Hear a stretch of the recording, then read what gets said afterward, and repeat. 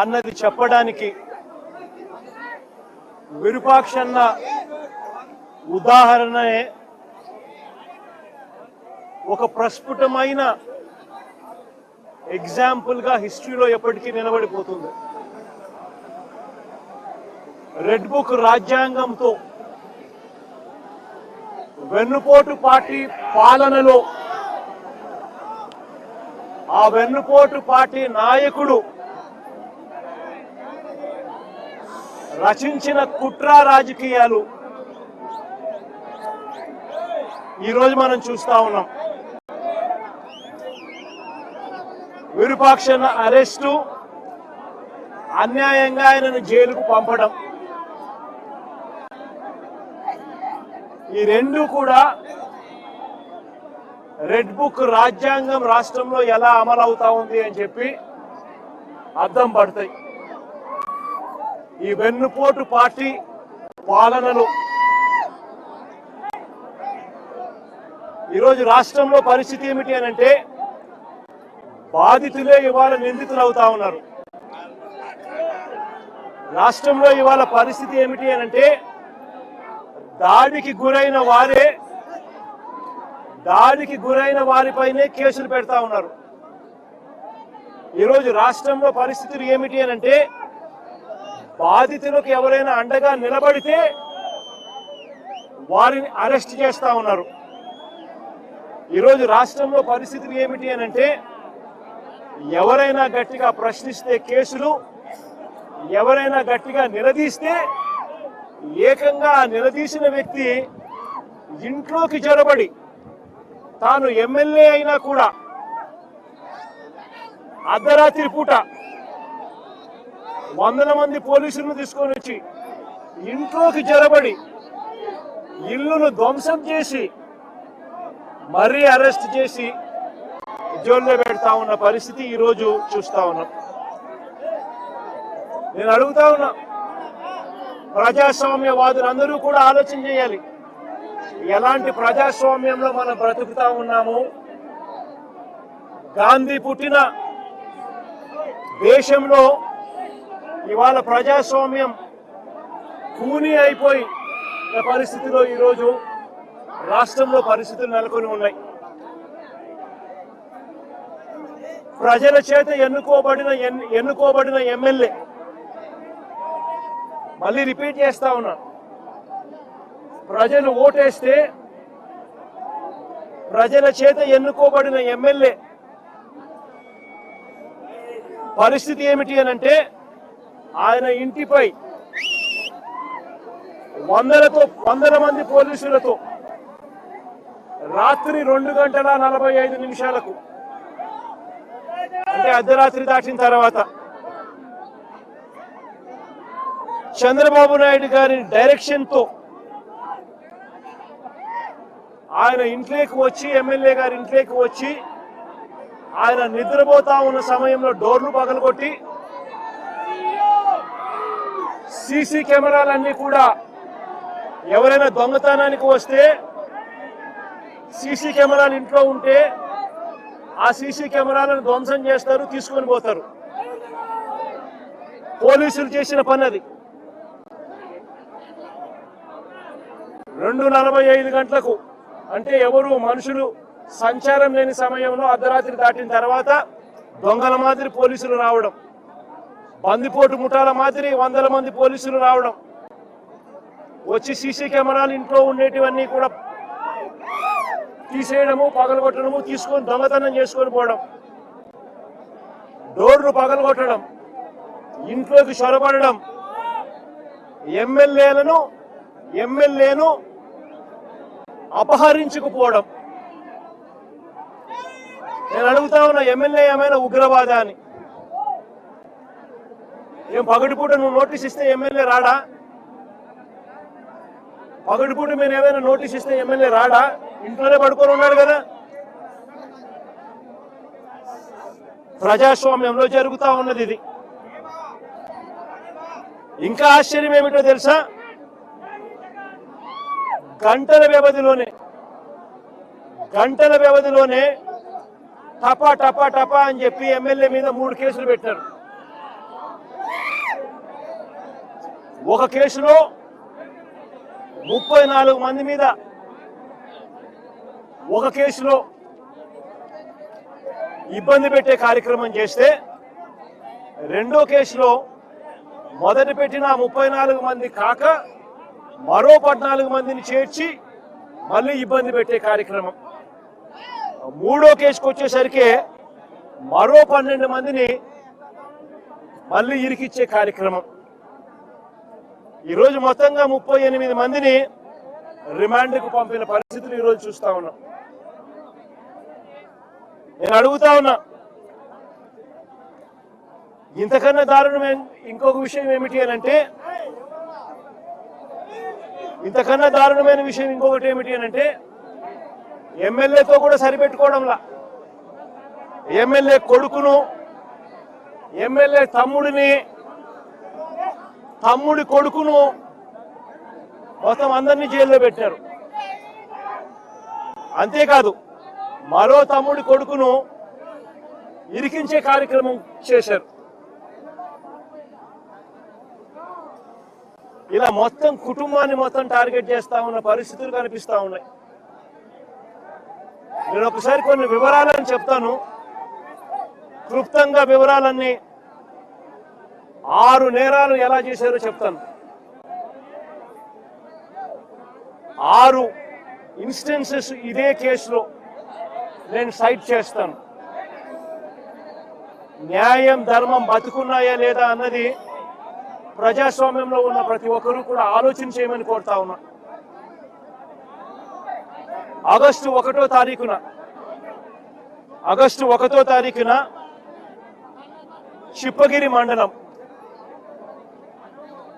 చిప్పగిరి మండలం నుంచి సంగాల అనే ఊరు కేవలం 6 కిలోమీటర్ల దూరంలో ఉంది. సంగాల అనే ఊరు కేవలం 5-6 కిలోమీటర్ల దూరంలో ఉంది చిప్పగిరి నుంచి. ఆ సంగాల అనే ఊరి నుంచి గిరి అనే ఒక కార్యకర్త ఇరుపాక్షన్నకు తన ఇంటి మీద దాడి జరుగుతా ఉంది అని,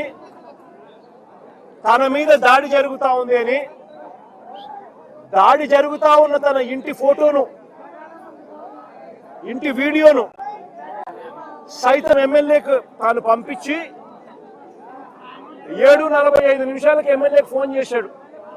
అన్నా, నా ఇంటి మీద దాడి జరుగుతా ఉంది, పరిస్థితి విషమంగా ఉంది, నన్ను కాపాడండి అన్నా అని చెప్పి ఒక కార్యకర్త ఒక ఎమ్మెల్యేకి 7:45 వీడియో పంపించి మరి తాను ఎమ్మెల్యేకి ఫోన్ చేసి సమాచారం ఇచ్చాడు.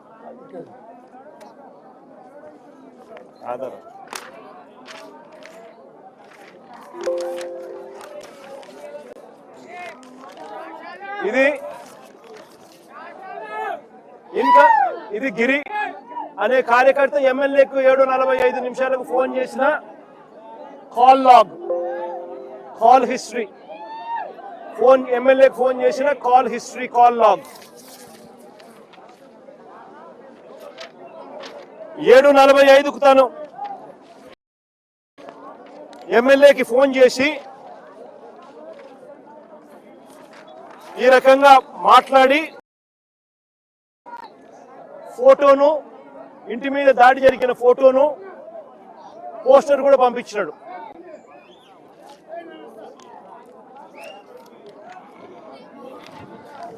ఎమ్మెల్యే ఒక కార్యకర్త తనకు ఫోన్ చేసినప్పుడు అవి చూసినప్పుడు నివ్వెరపోయి ఎమ్మెల్యే వెంటనే చిప్పగిరి పోలీస్ స్టేషన్ ఎస్ఐకి 7:47 అంటే వెంటనే మాట్లాడిన తర్వాత 7:47 ఎస్ఐకి ఫోన్ చేసినాడు.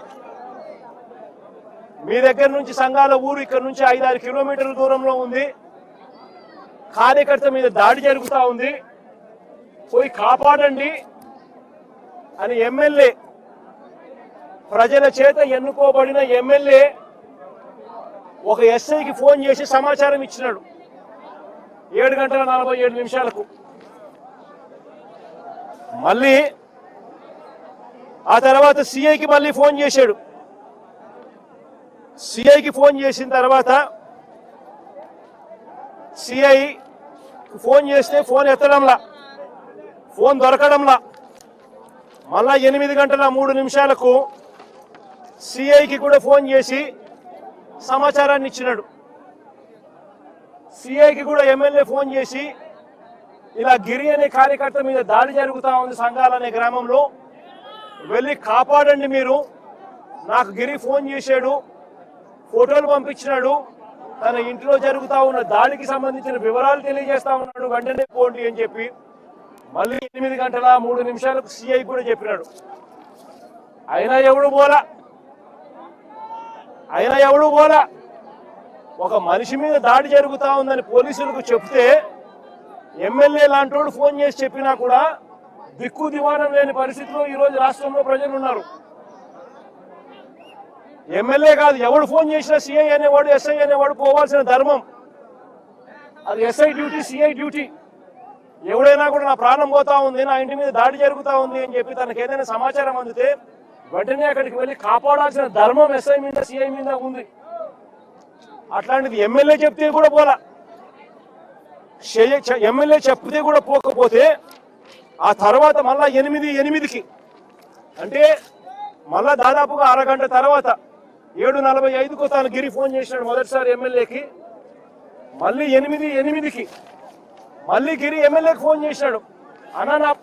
అన్న నా పరిస్థితి చాలా అన్యాయంగా ఉంది, నువ్వు రాకపోతే నేను ఇబ్బంది పడే పరిస్థితిలో ఉన్నాను, పోలీసులు ఎవరు రావడం లేదు, పోలీసులు ఎవరు నా ఇంటికాడికి వచ్చి నన్ను కాపాడే కార్యక్రమం జరగలేదు అని మళ్ళీ 8:08 ఒక కార్యకర్త ఎమ్మెల్యేకి ఫోన్ చేస్తే ఇంతకు ముందు పోలీసులు ఎవరు పోని పరిస్థితి కనపడితే నేను అడుగుతా ఉన్నా, ఎమ్మెల్యే అనేవాడు ఏం చేయాలా అని.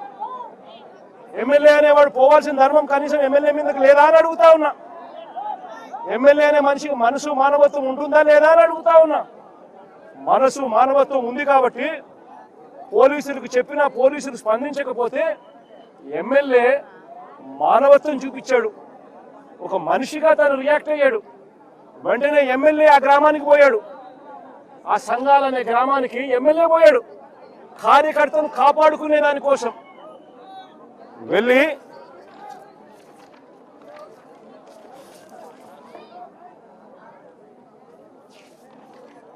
వెళ్ళి ఆ ఎమ్మెల్యే కార్యకర్తను కాపాడుకునే దానికోసం ఆ సంఘాల గ్రామానికి వెళ్ళడం అన్నది ఒక నేరమంట. అది మొదటి కేసు ఎమ్మెల్యే మీద పెట్టిన కేసు. చూడండి ఒకసారి, ప్రజాస్వామ్యంలో అక్రమ కేసులు ఏ మాదిరిగా పెడతా ఉన్నారు అనంటే, ఈ చంద్రబాబు నాయుడు గారి వెన్నుపోటు పాలనలో, కుట్రల పాలనలో ఏ రకంగా ప్రజలు హింసించబడతా ఉన్నారు అనంటే అక్రమ కేసుకు నిదర్శనం ఇది. ఎమ్మెల్యే మీద పెట్టిన మొదటి కేసు ఇది. ఎమ్మెల్యే అక్కడికి వెళ్ళిన తర్వాత ఆ ఎమ్మెల్యే ఆ సంఘాల గ్రామంలో సద్దుపరిచి గిరి అనే ఆ పిల్లోడిని తన కారులో ఎక్కించుకొని ఈ గ్రామంలో ఇప్పుడు వద్దు నువ్వు ఉండడము, మళ్ళా ఏం చేస్తారో ఏమో, నాతో పాటు వచ్చేసేయి అని చెప్పి ఎమ్మెల్యే ఆ గిరిని ఎక్కించుకొని తన కారులో తాను నివాసం ఉంటా ఉన్న తన ఇంటికి తీసుకొని పోయే కార్యక్రమం చేశాడు చిప్పగిరిలో. ఆ గిరిని ఎక్కించుకొని ఎమ్మెల్యే మళ్ళీ తిరిగి ప్రయాణం అవుతా ఉండగా దారిలో నేమకల్లు అనే గ్రామం, దారిలో మరో గ్రామం నేమకల్లు అనే గ్రామం. ఈ గ్రామంలో దారి కాచి ఎమ్మెల్యే మీద మళ్ళీ దాడి చేశారు. ఎమ్మెల్యే మీదనే ఏకంగా దాడి చేశారు. ఎమ్మెల్యే తమ్ముడు శ్రీరాములు చెయ్యిన కొట్టారు. ఎమ్మెల్యే తమ్ముడు శ్రీరాములు చెయ్యి విరిగిపోయింది. విరిగిపోవడమే కాకుండా ఇంకా అన్యాయమైన పని ఏం చేశారో తెలుసా? ఇంకా అన్యాయమైన పని ఏమిటనంటే, ఈ నేరాన్ని కప్పిపుచ్చుకునే దానికోసం శ్రీరాములు ఎక్స్రే రిపోర్ట్, ఎమ్మెల్యే తమ్ముడు చెయ్యి విరిగిన ఎక్స్రే రిపోర్టు ఎమ్మెల్యే మీద దాడి చేసి నేమకల్లు గ్రామంలో తిరిగి వస్తా ఉండగా దారిలో ఉన్న నేమకల్లు అనే గ్రామంలో ఎమ్మెల్యే మీద దాడి చేసి ఎమ్మెల్యే తమ్ముడిని చెయ్యరగొట్టిన రిపోర్ట్ ఇది. దీన్ని కప్పిపుచ్చుకునే దానికోసం అని చెప్పి ఏకంగా ఓ టీడీపీ కార్యకర్త, ఇది ఇంకా అన్యాయం, ఇది వినండి ఒకసారి, ఏకంగా దీన్ని కప్పిపుచ్చుకునే దానికోసం అని చెప్పి ఏకంగా ఓ టీడీపీ కార్యకర్త నేమకల్లులో ఉన్న టీడీపీ కార్యకర్త తన భార్య దుస్తులను తానే చింపేసి, తన భార్య బట్టలను తానే చింపేసి, భర్తగా ఉండి తానే చింపేసి, భర్తగా ఉండి తానే తన భార్య బట్టలను చింపేసి ఎమ్మెల్యే అతని మనుషులు చింపారంటూ ఎమ్మెల్యే మీద ఎస్సీ ఎస్టీ కేసు, ఎమ్మెల్యే మీద ఎస్సీ ఎస్టీ కేసు, మరో కేసు, రెండో కేసు,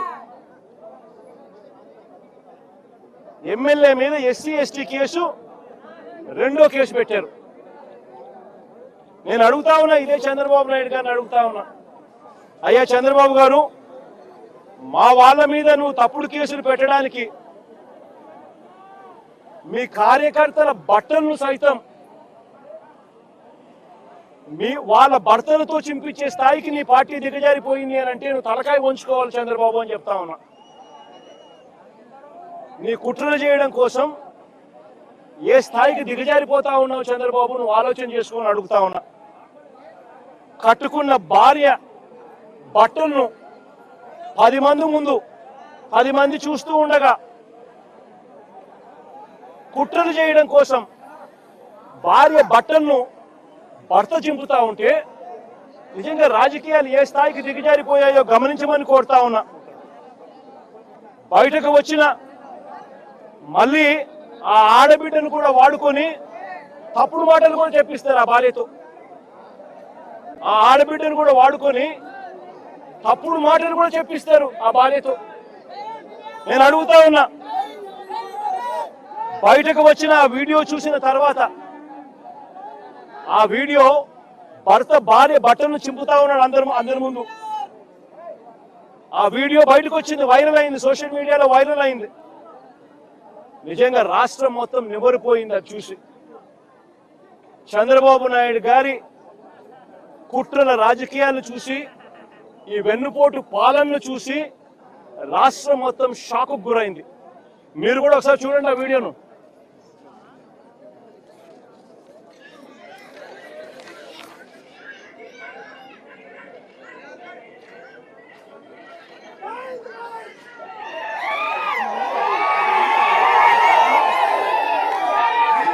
మళ్ళా ప్లే చేయి.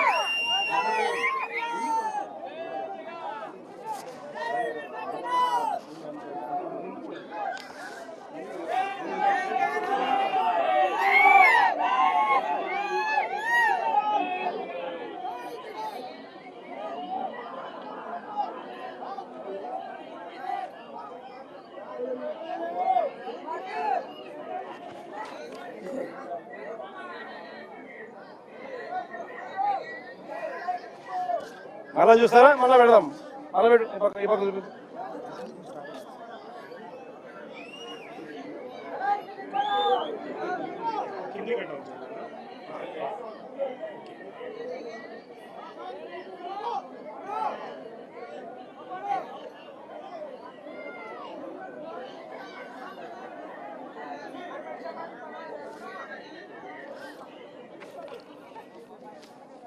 నిజంగా ఏ స్థాయిలోకి చంద్రబాబు నాయుడు దిగజారిపోయినాడు అని చెప్పడానికి వెన్నుపోటు పార్టీ నాయకుడు కుట్రలు చేసి వెన్నుపోటు పార్టీ పాలనలో ఏ రకంగా వ్యవస్థలు ఉన్నాయని చెప్పడానికి నిదర్శనం. ఇది చేసి ఎమ్మెల్యే మీద ఎస్సీ ఎస్టీ కేసు, ఇది రెండో కేసు. ఎమ్మెల్యే మీద పెట్టిన ఇది రెండో కేసు, రెండో అక్రమ కేసు.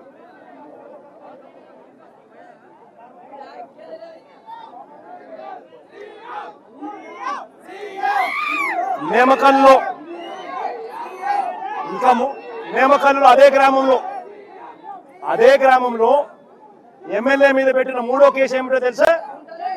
అదే గ్రామంలో ఎమ్మెల్యే మీద పెట్టిన మూడో కేసు ఏమిటో తెలుసా? ఎమ్మెల్యే కారును ధ్వంసం చేశారంట.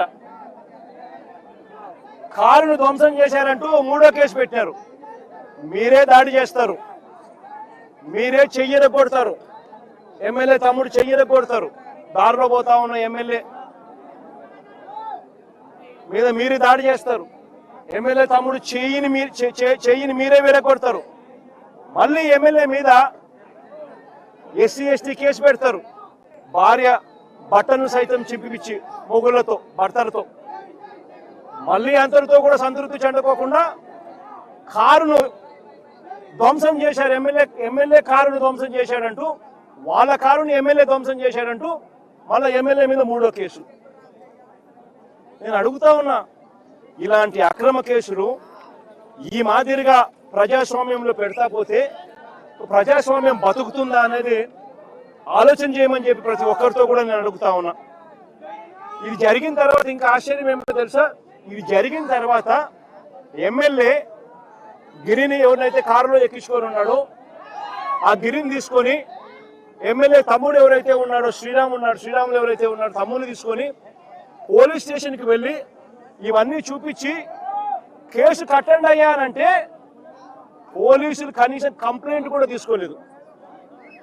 పోలీసులు కనీసము కంప్లైంట్ కూడా తీసుకోలేదు. అంటే ఒక నష్టపోయిన వ్యక్తి పోలీస్ స్టేషన్కి వెళితే ఆ గిరిని తీసుకొని ఆ కార్యకర్తను తీసుకొని పోయి వాళ్ళ సొంత తమ్ముడు ఎవరైతే చెయ్యి విరిగిపోయిందో తమ్ముడు తీసుకొని పోయి కంప్లైంట్ ఇవ్వడానికి పోలీస్ స్టేషన్కి పోతే కనీసం ఎమ్మెల్యే స్థాయి వ్యక్తి వచ్చి కంప్లైంట్ రిజిస్టర్ చేయాలనుకున్నా కూడా కనీసం కంప్లైంట్ కూడా తీసుకొని పరిస్థితిలో ఈ రాష్ట్రంలో పోలీస్ స్టేషన్లు పనిచేస్తా ఉన్నాయి అని అంటే ఇక సామాన్యుడు ఎవడైనా పోలీస్ స్టేషన్కి పోయే పరిస్థితి ఈ రాష్ట్రంలో ఉందా అన్నది ప్రతి ఒక్కరూ కూడా ప్రజాస్వామ్యవాదులందరూ కూడా ఆలోచన చేసుకోవాలని చెప్పి ఈ సందర్భంగా నేను ప్రతి ఒక్కరితోనూ కోరుతా ఉన్నా. ఇది నాలుగవ తప్పిదం. కేసు సైతం కంప్లైంట్ సైతం తీసుకునే దానికి కూడా పోలీస్ స్టేషన్లో వెళ్ళి తాను అడిగినా కూడా కనీసం పోలీస్ స్టేషన్లో కంప్లైంట్ కూడా తీసుకునే పరిస్థితి ఉండడం నాలుగవ తప్పిదం. ఇక ఐదవ తప్పిదం ఏమిటో తెలుసా? ఇక ఐదవ తప్పిదం ఏమిటంటే ఎమ్మెల్యే ఈ స్థాయిలో చెయ్యి విరిగిపోయిన వ్యక్తిని తీసుకొని పోయి గిరిని తీసుకొని పోయి ఆ వీడియో ఫోటోలు సైతం ప్రొడ్యూస్ చేసిన కంప్లైంట్ తీసుకోకపోవడం ఒక తప్పు అయితే, రెండో తప్పు ఏమిటో తెలుసా? ఎమ్మెల్యే మీద రివర్స్ కేసులు. ఐదవ తప్పిదం ఇది, ఎమ్మెల్యే మీద రివర్స్ కేసులు. చంద్రబాబు నాయుడు గారి అమలు చేస్తా ఉన్న రెడ్ బుక్ పాలనలో వెన్నుపోటు పార్టీ పాలనలో ఆయన పెట్టుకున్న ఈ డర్టీ సిస్టమ్ చేస్తా ఉన్న పని ఏమిటో తెలుసా? రివర్స్ ఎమ్మెల్యే మీద అక్రమ కేసులు, తప్పుడు కేసులు. ఆశ్చర్యం ఏమిటో తెలుసా? ఎంత అన్యాయంగా వీళ్ళు కేసులు పెడతా ఉన్నారంటే బాధితులైన విరూపాక్షి, ఆయన కుటుంబ సభ్యులు, వైఎస్ఆర్సీపీకి చెందిన వారి పేర్లు ఇరికించి అక్రమ అరెస్టులకు దిగడమే కాకుండా ఎంత దొల్లటనం ఉంది అని అంటే, మొదట సంఘాలలో జరిగిన ఇన్సిడెంట్ మీద కంప్లైంట్ ఎలా ఉందో తెలుసా? ఆ కంప్లైంట్ చూస్తే ఆ మొదటి సంఘాల్లో జరిగిన వాళ్ళ కంప్లైంట్ చూస్తే, సంఘాల్లో జరిగిన ఇన్సిడెంట్కి సంబంధించిన కంప్లైంట్ చూస్తే ఏకంగా ఆశ్చర్యం కలిగించే విషయం ఏమిటంటే ఈ కంప్లైంట్లో నలుగురు పేర్లు ఇదే కంప్లైంట్లో వేరే నిందితులుగా సేమ్ పేర్లు రిపీట్ చేస్తారు. A10 యాదవల్లి ప్రేమకుమార్ A10 అయితే మళ్ళీ A22లో కూడా అదే ప్రేమే, అదే మనిషి మళ్ళీ రిపీట్. A17 మాల గాడిలింగ A17 అయితే A25లో కూడా మళ్ళీ అదే గాడిలింగ మళ్ళా.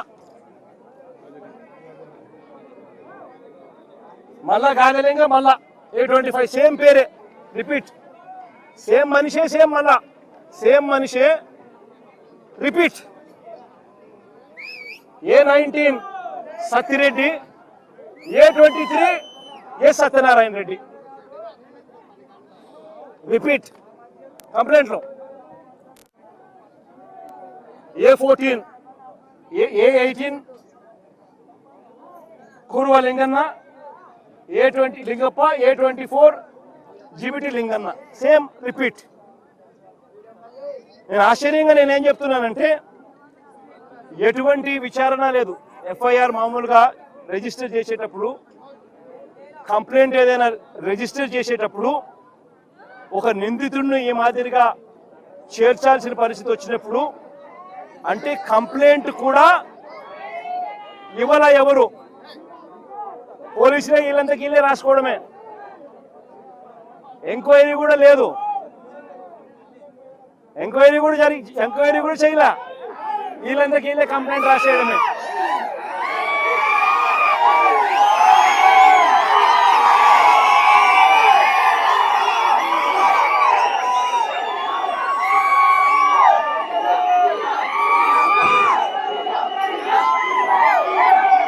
ఇది ఐదవ తప్పు. ఇది ఐదవ తప్పు అయితే ఆరవ తప్పు ఏమిటో తెలుసా? ఆరవ తప్పు ఏమిటి అంటే ఎమ్మెల్యే ఇంటి మీదకి ఎమ్మెల్యే కంప్లైంట్ తీసుకోకపోగా ఎమ్మెల్యే మన ఇంటికి వెళ్ళి తన ఇంట్లో తాను పడుకొని ఉంటే రాత్రి 2:45 వందల మంది పోలీసులను తీసుకొని పోయి ఎమ్మెల్యే డోర్లను పగలగొట్టి సీసీటీవీ ఫుటేజీలన్నీ కూడా ఎమ్మెల్యే ఇంట్లో ఉండేటన్ని వీళ్ళే దొంగతనం చేసి ఎమ్మెల్యేను అపహరించడం.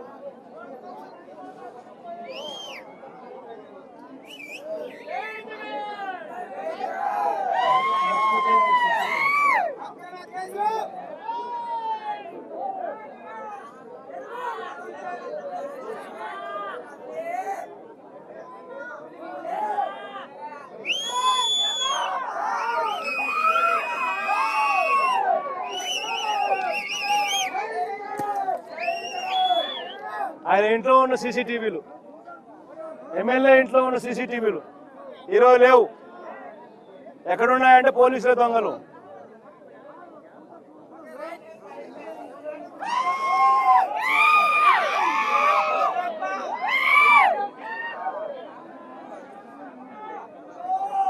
ఇది ఆరవ తప్పిదం.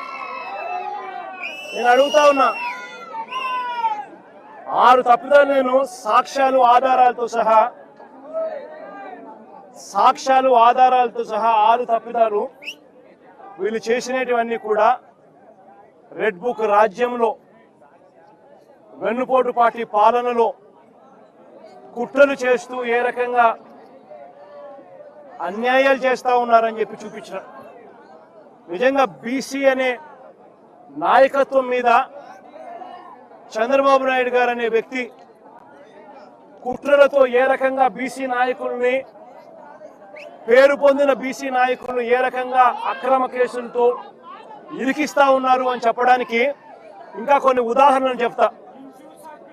వైఎస్ఆర్సీపీ పార్టీలో ఎదుగుతా ఉన్న బీసీ నాయకులను చంద్రబాబు నాయుడు గారు ఏ రకంగా లక్ష్యంగా చేసుకున్నారు అనంటే, శ్రీకాకుళంలో మొన్న మత్స్యకార బీసీ నాయకుడు సిదిరి అప్పలరాజు, నేను మొన్న తనకు జరిగిన అన్యాయం మీద శ్రీకాకుళం వెళ్ళి తనకు జరిగిన అన్యాయాన్ని ప్రెస్ సమక్షంలో పూర్తిగా వివరాలతో సహా వివరించిన. సిదిరి అప్పలరాజు విషయంలో ఓ బైక్ యాక్సిడెంట్ను, కార్ యాక్సిడెంట్ కూడా కాదు, ఓ బైక్ యాక్సిడెంట్ను, ఓ రోడ్డు ప్రమాదాన్ని ఏకంగా వక్రీకరించి హత్య కింద, కుట్ర కింద, హత్య కింద బుక్ చేసినారు. ఒక బీసీ నాయకుడు 18 ఏళ్ల కొడుకు బైక్ నడుపుతూ 18 ఏళ్ల కొడుకు బైక్ నడుపుతూ బైక్ యాక్సిడెంట్ అయితే 18 ఏళ్ల కొడుకు బైక్ యాక్సిడెంట్ అయితే యాక్సిడెంట్ హత్య కింద కుట్ర కింద ఏ రకంగా మలిచి చివరికి అప్పలరాజును సైతం అరెస్ట్ చేసినారు. మత్స్యకార లీడర్, ఒక డాక్టర్,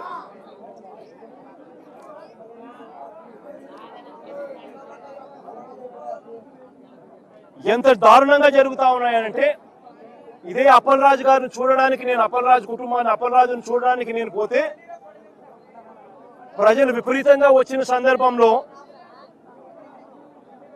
చింతాడ రవికుమార్ అని చెప్పి ఆముదాల వలస మా కోఆర్డినేటర్ బీసీ నాయకుడు, కాళింగ కులస్తుడు, బీసీ నాయకుడు, ఆయన లేడీ ఎస్ఐని చంపబోయాడంట. ఆయన లేడీ ఎస్ఐని అంతమంది జనాదుల మధ్య నన్ను రిసీవ్ చేసుకోవడానికి ఇంతమంది జనాదులు వచ్చిన పరిస్థితుల మధ్య పోలీసులు అక్కడ వీళ్ళని రాకుండా ఇంకా అడ్డుకుంటా ఉన్నారు. వాస్తవం చెప్పాలంటే ఆ లేడీ ఎస్ఐను చంపబోయారంట. అది కేసు.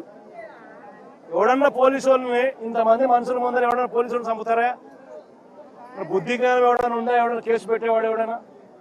అందులో ఆడ ఎస్ఐని ఎందుకు చంపుతారు ఎవరైనా కూడా? అయినా ఆయన మీద ఇటువంటి తప్పుడు కేసు, అరెస్టు. ఈరోజు మళ్ళీ కర్నూలులో బోయ కులస్తుడు, బీసీ, ఆలూరు ఎమ్మెల్యే పరిస్థితి ఏమిటని ఇప్పుడే చెప్పిన. అక్రమ కేసుల్లో ఏ రకంగా బీసీ నాయకత్వాన్ని చంద్రబాబు నాయుడు గారు దగ్గరుండి నలిపివేస్తా ఉన్నాడని చెప్పడానికి ఇంకొక ఉదాహరణ. మరో ఘటన, మాజీ ఎమ్మెల్యే ముస్తఫా, గుంటూరు మాజీ ఎమ్మెల్యే ముస్తఫా, మైనారిటీ లీడర్, ఏ రకంగా అక్రమ కేసు పెట్టి ఏ రకంగా ఆయన అరెస్ట్ చేసినారో ఇంత ముందు కూడా దీని విషయంగా కూడా తన కూతురు కూడా వివరంగా కూడా చెప్పింది. వాళ్ళే డబ్బులు ఇచ్చినారు, ఆన్లైన్ లో డబ్బులు ట్రాన్స్ఫర్ చేసినారు. పొగాకు కొనుగోలు చేసేందుకు డబ్బులు వీళ్ళే ఇచ్చి పొగాకు కొనుగోలు చేసేందుకు వీళ్ళే డబ్బులు ఇస్తే ఆ మనిషి పొగాకు ఇవ్వాల, డబ్బులు వెనక్కి ఇవ్వాల. పైగా ఈ ముస్తఫా మీద కేసు, అక్రమ కేసు. ఇదెక్కడ న్యాయమో ఆలోచన చేయమని చెప్పి నేను కోరుతా ఉన్నా. పోలీసులు చేయాల్సింది డబ్బులన్నా ఇప్పించాలా, కనీసం సరుకన్నా ఇప్పించాలా. డబ్బులు ఇప్పించలేదు, సరుకు ఇప్పించలేదు, పైగా ముస్తఫా మీదనే కిడ్నాప్ కేసు. ఈయన స్వయంగా ఈ మనిషిని తీసుకొని పోయి పోలీసులకు ఈయన స్వయంగా అప్పచెప్పినాడు పోలీస్ స్టేషన్లో. అయినా ఈయన కిడ్నాప్ చేశాడని రివర్స్ ఈయన మీద కేసు. ముస్తఫా ఒక బీసీ మైనారిటీ నాయకుడు. మరో యాదవ నాయకుడు కారుమూరు సునీల్, మన పార్టీ తరఫున ఏలూరు ఎంపీగా తాను పోటీ చేశాడు. కారుమూరు సునీల్ అని చెప్పి బీసీ నాయకుడు, యాదవ కులస్తుడు. ఆయన మీద మరో అక్రమ కేసు. డిస్ట్రిక్ట్ పరిధిలో టెండర్లు పిలుస్తారు,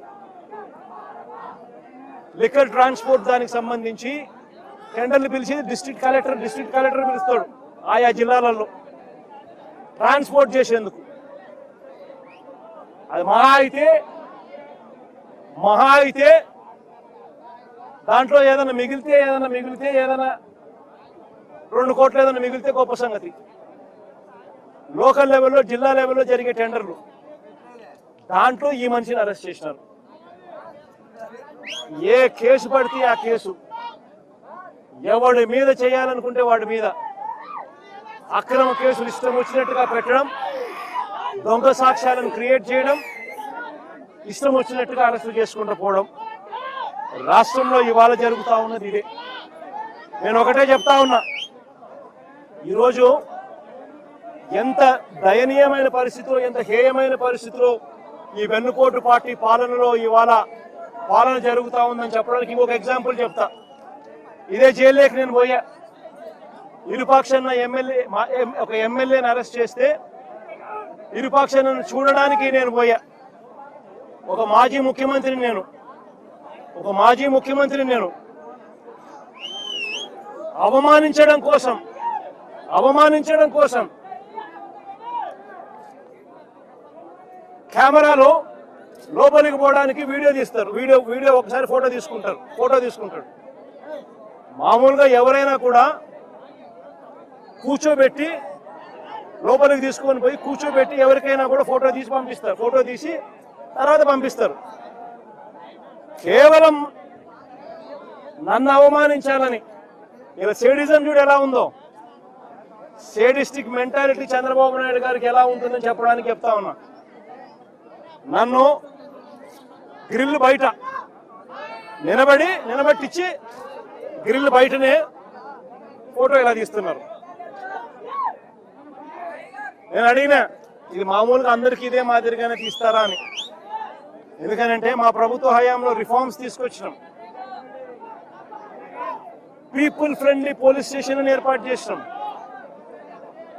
పోలీస్ స్టేషన్కి ఎవడైనా వచ్చినా కంప్లైంట్ ఇవ్వడానికైనా కానీ ఇంకొకటికైనా కూడా కూర్చోబెట్టి కర్టసీ ఎక్స్టెండ్ చేసి చిక్కటి చిరునవ్వుతోనే కంప్లైంట్ తీసుకునే వ్యవస్థను మేము తీసుకొచ్చినాం. పీపుల్ ఫ్రెండ్లీ పోలీస్ స్టేషన్ అని మేము తీసుకొస్తే ఇక్కడ అవమానించే కార్యక్రమం ఎవరికి మాదిరిగా చేయరంట. నేను అడిగిన సూపరింటెండెంట్ను ఏమన్నా అందరికీ ఇదే మాదిరిగానే చేస్తారా అని. లేదు సార్, అందరినీ మామూలుగా అయితే కూర్చోబెడతాము, మీరు కాబట్టి నిలబెట్టించి మాదిరిగా చేయాలా అని చెప్పి ఆదేశాలు వచ్చినాయి సార్ అంటాడు.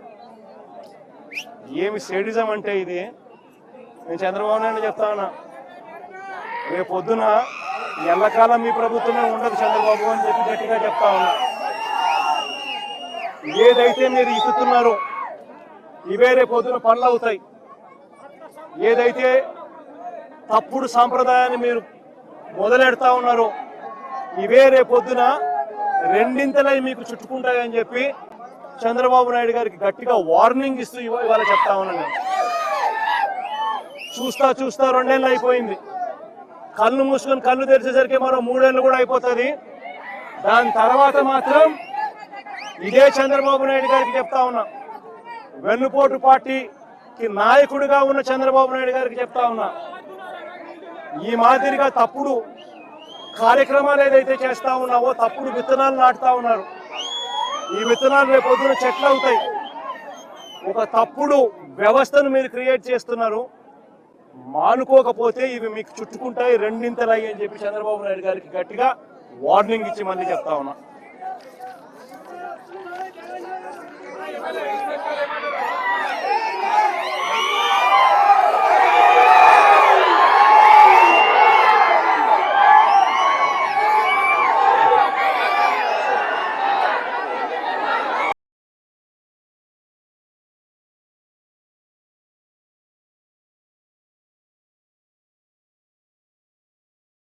అని చెప్పడానికి చాలా బాధగా ఉన్నది. నిజంగా తెలంగాణలో ఒకటే రోజు 8 జీవోలను హైకోర్టు వాటి అమలును నిలిపివేస్తూ ఆదేశాలు ఇవ్వడం అనేది నిజంగా చాలా చాలా బాధాకరమైన విషయం. తెలంగాణ ప్రజలందరికీ కూడా తెలిసే ఉంటుంది. ఇప్పటికే గౌరవ తెలంగాణ హైకోర్టు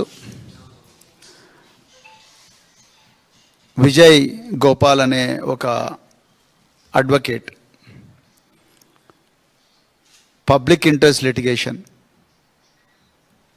తెలంగాణలో షాదీ ముబారక్ మరియు కళ్యాణ లక్ష్మి పథకాలు అనేవి రాజ్యాంగ విరుద్ధం, ప్రభుత్వ ఖజానా నుంచి వేల కోట్ల రూపాయలు ఈ సంక్షేమ పథకాలకు పెట్టడం కరెక్ట్ కాదు అని చెప్పి ప్రజా ప్రయోజనాల వ్యాజ్యం గత నెలలో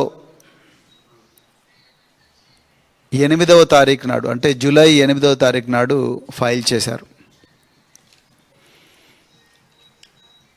గౌరవ హైకోర్టు నిన్న అంటే 12 ఆగస్టు నాడు గౌరవ హైకోర్టు ఈ 8 జీవోల మీద ప్రభుత్వం నుండి ఏమాత్రం స్పందన లేదు, ప్రభుత్వం నుంచి ఏమాత్రం కూడా రెస్పాన్స్ దాఖలు కాలేదు అని చెప్పి ఆ 8 జీవోల అమలును నిరవధికంగా ఆపు చేస్తూ ఉత్తర్వులు ఇచ్చింది. నిజంగా చాలా చాలా బాధాకరమైన నిర్ణయం, తీర్పు. కానీ దీనికి ప్రధానమైన కారకులు ఎవరైనా ఉన్నారంటే అది తెలంగాణ ప్రభుత్వం, రేవంత్ రెడ్డి సర్కారు మాత్రమే. కేసీఆర్ గారి ప్రభుత్వంలో 2014లో ఒక చరిత్రాత్మకమైన స్కీమ్ ఏదైనా ఉందంటే అందులో మొదటి వరుసలో ఉండేదే ఈ కళ్యాణ లక్ష్మి, షాదీ ముబారక్ పథకాలు. దాని వెనక ఒక లోతైన విశ్లేషణ ఉంది, కష్టాలున్నాయి, కన్నీళ్ళున్నాయి, బాల్యం చితికిపోతుంది. చిన్న పిల్లలుగా ఆడుకోవాల్సిన వయసులో పిల్లలు తల్లులుగా మారుతున్నారన్న ఒక ఆవేదన నుంచి, కేసీఆర్ గారి మస్తిష్కం నుంచి ఉద్భవించింది ఈ కళ్యాణ లక్ష్మి పథకం, షాదీ ముబారక్ పథకం. కేసీఆర్ గారు తెలంగాణ పోరాట సమయంలో గ్రామాన తిరిగినప్పుడు, గ్రామాల్లో బస చేస్తున్నప్పుడు చాలా చోట్ల కూడా పెళ్లి చేయడానికి డబ్బులు లేవని గిరిజన కుటుంబాలు కానీ, లేకపోతే ఎస్సీ కుటుంబాలు కానీ, బీసీ కుటుంబాలు కానీ, మైనారిటీ కుటుంబాలు కానీ చిన్నతనంలోనే అమ్మాయిలకు పెళ్ళిళ్ళు చేస్తున్నారు, వాళ్ళకు పెళ్లి ఖర్చులకు కూడా డబ్బులు దొరకడం లేదని తీసుకొచ్చిన స్కీము ఈ కళ్యాణ లక్ష్మి మరియు షాదీ ముబారక్. గతంలో ఏదో నామకే వాస్తే మేము బాల్య వివాహాలు తగ్గించండి అనేవాళ్ళు, బాల్య వివాహాలు నేరం అని నామకే వాస్తే చెప్పేవాళ్ళు. చట్టాలు చేసినా కూడా ఆ చట్టాల అమలు గ్రామీణ ప్రాంతాల్లో నోచుకునేది కాదు. కానీ ఎన్నో సంక్షేమ పథకాలను చూసిన తర్వాత, క్షేత్రస్థాయిలో పరిశీలించిన తర్వాతనే కేసీఆర్ గారు దాన్ని ఈ విధంగా అయితే కాదు, మనం ఇన్సెంటివైజ్ చేద్దాము అంటే 18 సంవత్సరాలు నిండిన తర్వాత ఒక పారితోషికం ద్వారా ఈ కుటుంబాలను మనం సపోర్ట్ చేస్తే వాళ్ళ పిల్లల పెళ్ళిళ్ళు బాల్యంలో ఆపుతారు అన్న ఒక విప్లవాత్మకమైన ఆలోచన. ఆ ఆలోచన నుంచి వచ్చిందే ఈ కళ్యాణ లక్ష్మి, షాదీ ముబారక్ స్కీమ్. 2 లక్షల రూపాయల కన్నా తక్కువగా వార్షిక ఆదాయం ఉండి అన్నీ ఆధారాలు చూపించిన తర్వాతనే 18 సంవత్సరాలు నిండిన అబ్బాయి అయినా, 21 సంవత్సరాలు నిండిన 18 సంవత్సరాలు నిండిన అమ్మాయి అయినా, 21 సంవత్సరాలు నిండిన అబ్బాయి అయినా వీళ్ళ పెళ్ళికి మరి అన్నీ ఎగ్జామిన్ చేసిన తర్వాతనే ఆధార్ కార్డు కానీ, మ్యారేజ్ వెడ్డింగ్ కార్డు కానీ, అదేవిధంగా బర్త్ సర్టిఫికెట్ కానీ, ఇన్కమ్ సర్టిఫికెట్ ఇవన్నీ వెరిఫై చేసిన తర్వాతనే ఇది అప్రూవ్ అవుతుంది. డైరెక్ట్గా అమ్మాయి అకౌంట్లోకే డబ్బులు పోయే విధంగా direct benefit transfer DBT scheme ద్వారానే ఇది డైరెక్ట్గా చెక్కు అమ్మాయి అకౌంట్లో పడేటట్టుగానే ఈ పథకాన్ని గౌరవ కేసీఆర్ గారు, తెలంగాణ తొలి ముఖ్యమంత్రి గారు దాన్ని రూపకల్పన చేశారు. 2014 నుంచి ఇప్పటి వరకు కూడా, అంటే దాదాపుగా 2025 వరకు రేవంత్ రెడ్డి ప్రభుత్వం కుట్రపూరితంగా దీన్ని మళ్ళీ వెరిఫికేషన్ చేయాలని ఆపేదాకా కూడా దాదాపుగా 13 లక్షల మంది యంగ్ విమెన్ అంటే మహిళలకు ఈ పథకం ద్వారా లబ్ధి చేకూరింది. ఎస్సీలు ఉన్నారు, ఎస్టీలు ఉన్నారు, బీసీలు ఉన్నారు, మైనారిటీలు ఉన్నారు, అగ్రవర్ణాల్లో ఉండే పేదలు కూడా ఈ స్కీమ్లో ఉన్నారు. కానీ ఈ ప్రభుత్వం కుట్రపూరితంగా గౌరవ హైకోర్టులో వాదించినందుకు ఈరోజు స్టే వచ్చింది.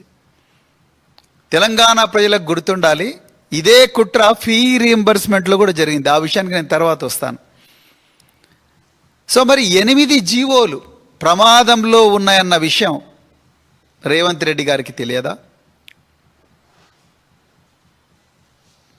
రోజుకు 18 గంటలు నేను రివ్యూ చేస్తున్నాను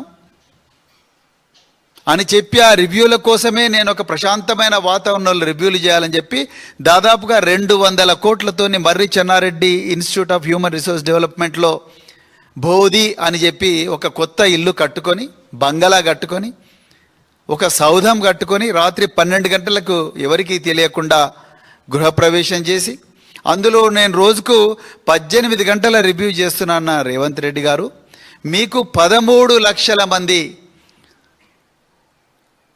మహిళలు వాళ్లకు ఏ విధంగా అయితే బెనిఫిట్ జరుగుతుందో అది చూసి మీరు కన్ను కుట్టిందా? కేసీఆర్ గారి ఆనవాళ్లను చెరిపేసే కార్యక్రమంలో గురుకులాలను నిర్వీర్యపరిచిండ్రు, మిషన్ భగీరథను నిర్వీర్యపరిచిండ్రు, ఫీ రియంబర్స్మెంట్ స్కీమ్ను నిర్వీర్యపరిచిండ్రు. అదేవిధంగా దాంట్లో భాగంగానే ఇప్పుడు కళ్యాణ లక్ష్మి షాదీ ముబారక్ మీద కూడా మీ కళ్ళు పడ్డాయి.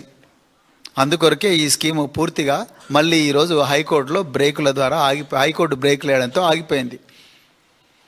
మరి ప్రభుత్వంలో నా పక్కనే మరి మంత్రిగా పనిచేసిన ఒక నాయకురాలు ఉన్నారు, సత్యవతి రాథోడ్ గారు. నేను ప్రభుత్వంలో అధికారిగా పనిచేశాను. ప్రజలకు తెలవాల్సిన కొన్ని విషయాలు ఈరోజు చెప్పాలనుకుంటున్నాం. మరి 2014 నుంచి 2023 వరకు ఎప్పుడు కూడా దీని మీద ఈ స్కీమ్ మీద ప్రజా ప్రయోజనాల వ్యాజ్యం పడలేదు, అంటే పబ్లిక్ ఇంట్రెస్ట్ లిటిగేషన్ పడలేదు. సడన్గా ఇప్పుడే దీని మీద పబ్లిక్ ఇంట్రెస్ట్ లిటిగేషన్ ఎందుకు వచ్చింది?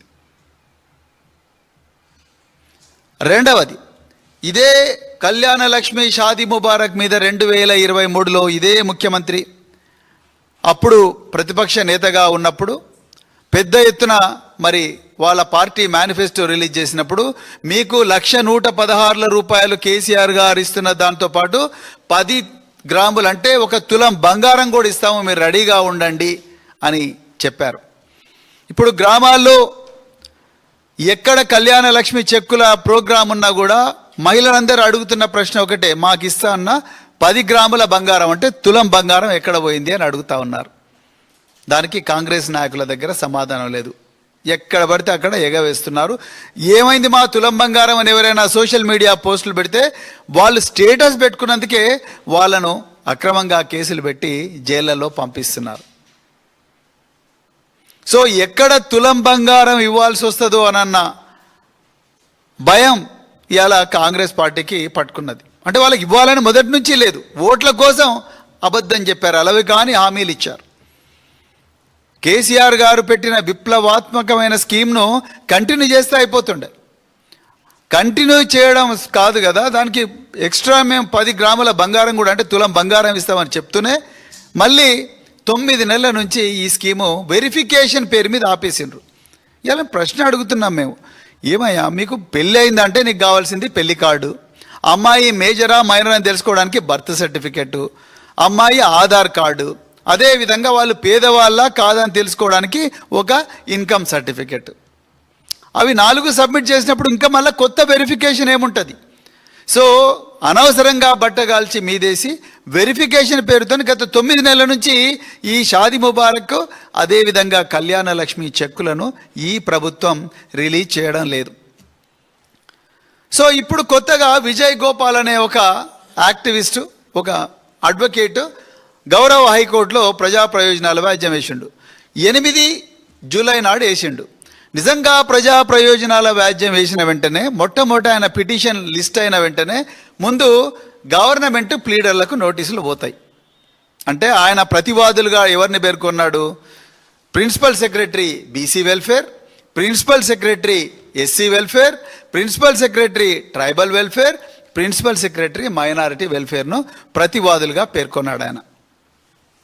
సో పిటిషన్ లిస్ట్ అయిన వెంటనే ఫస్ట్ జరిగే పని ఏంటయ్యా అంటే ఇక్కడికి ఈ 4గురికి నోటీస్ పోతుంది. ఇగో మరి ఒక విజయ్ గోపాల్ అనే ఒక అడ్వకేటు, ఇది రాజ్యాంగ విరుద్ధం, ఈ రాజ్యాంగంలో ఉండే అధికరణాలకు విరుద్ధంగా ఉన్నది, మరి సామాజిక న్యాయానికి సమానత్వానికి విరుద్ధంగా ఉన్నదని ఆయన అంటున్నాడు. అసలు మీ జీవోల ప్రకారం జీవోలతోని సంక్షేమ పథకాలు నడపడం కాదు, దీనికి చట్టబద్ధత ఉండాలి అని చెప్పి ఆయన అంటున్నాడు. మీ రెస్పాన్స్ ఏంటి అని చెప్పేసి మరి ఆ రోజు నోటీసులు ఇష్యూ చేసిండు. అడ్మిషన్ అయిపోయింది. ఏది 8వ తారీఖు జూలై నెలలో. ఇక గమ్మత్ ఏందయ్యా అంటే 8వ తారీఖు జూలై నెలలో అయితే ప్రతిసారి కూడా అడిషనల్ అడ్వకేట్ జనరల్ గారు, వీళ్ళ జీతం ఎంత ఉంటుందో తెలవాలి ప్రజలకు, అడిషనల్ అడ్వకేట్ జనరల్ కానీ ఎప్పుడైనా కేసులకు అటెండ్ అయితే 3 లక్షలు 4 లక్షలు 5 లక్షల రూపాయలు